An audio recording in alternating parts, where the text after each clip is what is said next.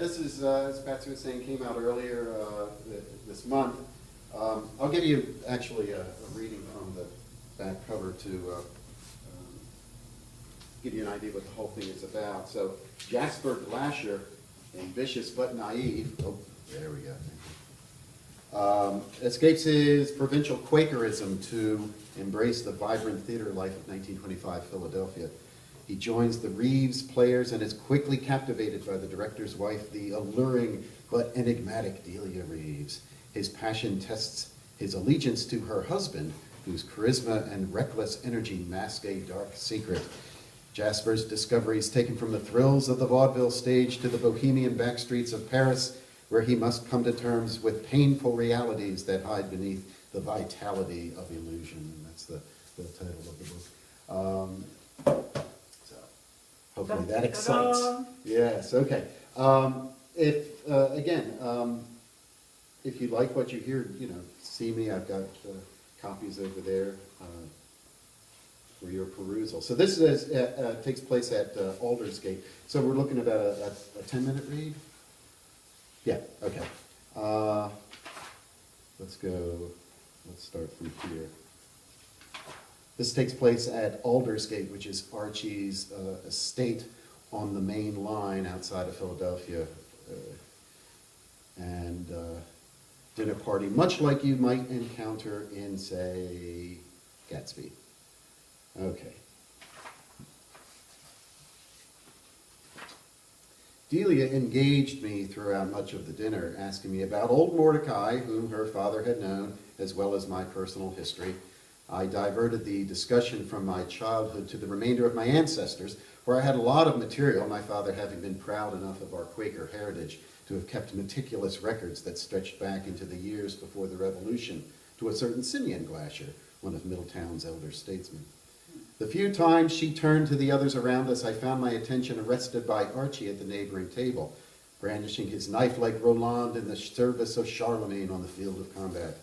His audience was mostly men who either gaped in amazement or nodded with contentment under the surety of his command, their personal glooms consigned to another time.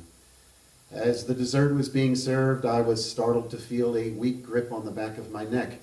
I turned to find Dixon's long face with its morose features thrust between me and Delia. And Dixon is from Kentucky, so I'm going to attempt that kind of accent. "Darling, would you spare me your best boy for a moment?" Walker. "A personal invitation. Time for the pollywog to meet King Neptune." He hoisted me from my seat and pulled me away from the table. Laughing, Delia protested by wagging a finger. "You are an absolute corrupter of innocence." Dixon returned her laughter and glanced toward his wife across the table. "Defend my honor against such a heinous slander." Mrs. Dixon sat tight-lipped and stoical. He hauled me to the edge of the patio and removed a silver cigarette case from the breast pocket beneath his tuxedo. "I understand Archie has taken to calling you Jas, which I heartily condone. Appropriate, really, as you're only now coming of age." He lit the cigarette, inhaled deeply, and held his breath, finally releasing the smoke in a narrow stream. I could not recognize the odor, like a pile of dead leaves smoldering in a late autumn burn. "As I mentioned earlier, to share one's bounty is the noblest goal of humanity," he said, handing it to me. The cigarette felt clumsy between my fingers, and I nearly dropped it onto the patio. "Careful there, don't try to look all suave about it. You're not Valentino. Here." He pinched it between his thumb and index finger, and then held it to my lips.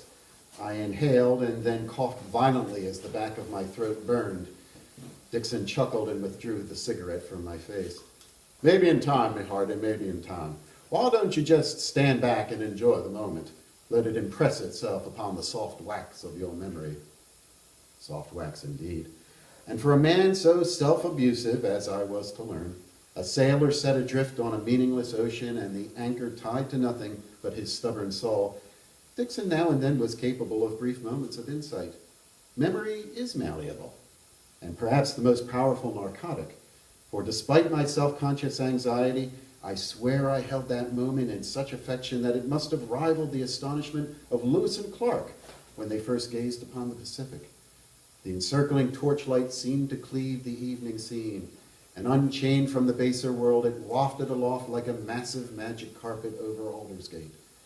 The centerpiece candles and the footmen's trays of flambe became fireflies against the awful black of night.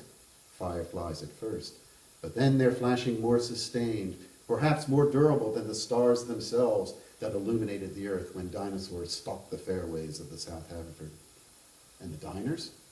Well, they huddled around this hospitable glow like wayfarers around a series of campfires along a tract of tundra, relieved of the daily tribulations that forgetfulness obliterates and hope sweeps in to replace. Cynics might say that we only deceive ourselves with other celebrity, but I still believe, deep beneath the layers of sediment upon my old heart, that such transformation could only have been wrought by the inherent powers of the Reeveses, and each in its own separate way, for they were more unlike each other than most married couples tend to be. Delia's personality best achieved its charismatic triumph over others through a quietness that was inborn and a circumspection that she found necessary to cultivate, as if she were jealous of the words she had to utter, and surrendering them meant relinquishing their wealth forever. On the other hand, Archie was extraordinarily generous with his sentiments, almost recklessly so. And it was this generosity, this effortless gift of himself, that fascinated close acquaintances and complete strangers alike, and lured them into brotherhood. He was a maestro of emotions, not so much by a power to read them in others and refashion himself according to their desires, but by an overwhelming and generalized compassion for whatever may be weighing upon them, their apprehensions, their frustrations, their deepest disappointments. He came equipped like a peddler of panaceas to make their recovered joy his personal mission, to verify their unutterable belief that their dreams not only mattered, but were just over the horizon, and that all they required was the impetus of his love to get there.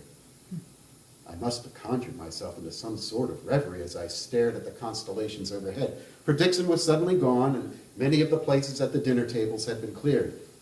Delia must have returned to the house along with Archie, and only Phibbs and one of the two sisters in red frocks were still seated at our table. My place had been cleared, and I apparently had missed dessert, which was a shame, as I was now becoming inexplicably hungry. Marcana had relocated himself to Darberry's table, and the two of them had resumed their political wrangling from the other day. I slid in beside Darberry and was about to interrupt to ask him for his untouched dessert, when he suddenly exploded with Marxist indignation. "Ubermensch, pardon me, but that is the most disingenuous horseshit."